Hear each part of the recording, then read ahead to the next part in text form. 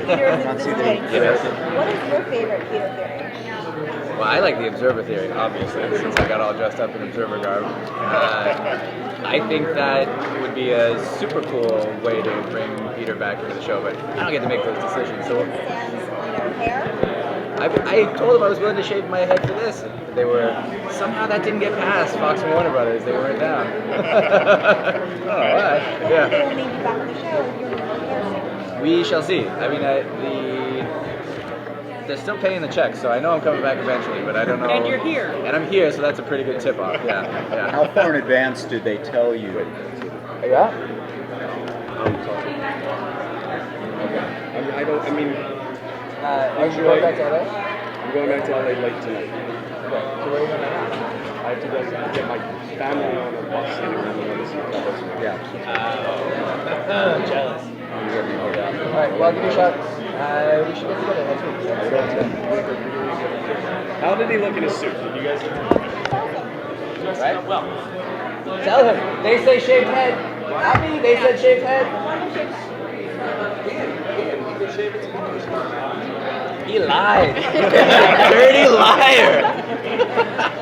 So Joshua, how far in advance did they clue you in about this big reveal that they were going to change things up on the entire universe? Well, I think they've said this publicly, so I think it's okay for me to say too.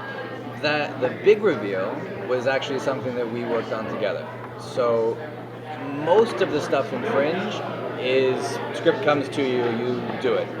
But this was one of the rare times where we sort of built the idea together, and it was something that I was all for. I mean, like I just said, I think that is to be the culmination of Peter's story, it had to be that big. To get that, if it's going to be, you couldn't just half-ass it, right? You couldn't have the and then we all sort of ride off into the sunset together. It needed to be something to be Fringe. It needed to be big, and the most noble sacrifice that you can make is to sacrifice yourself for someone that you love. And for Peter, who had gone from being this completely selfish person, it just made sense to me that at the end of this path, he would be the exact opposite. So I was actually a part of that decision. So if anybody's really pissed off that I didn't exist, it's my own damn fault. I think one of my favorite parts of the show is your relationship with the other Olivia and this Olivia, and I'm the only person alive who kind of likes the other Olivia. No. But I think I'm with you on that one. I think it's telling that Peter had 3 years, or I guess 2 years, to be around our Olivia, and nothing ever happened.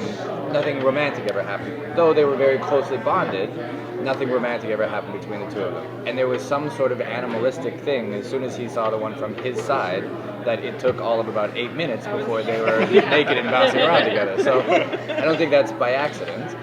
But then, as they progressed the story forward, I mean, obviously he didn't have access to his Olivia. I thought the first time that Peter ever grew as a man for me on this show, outside of Walter, because I think his relationship with Walter had progressed quite nicely, was when she came back and she was all pissed off with him. And I really credit the writers for this. He took it like a bitch. You know, he never complained about the fact that she was furious. He gave her the time to be furious, but he stuck by her. And that for me was the first time I went, oh, this is the serious relationship. This is where his heart actually lies. Because as a man, you would not stick around for all that nonsense if you didn't really care. So the scene in the marionette episode, yeah, at the end of that one, it's brilliant.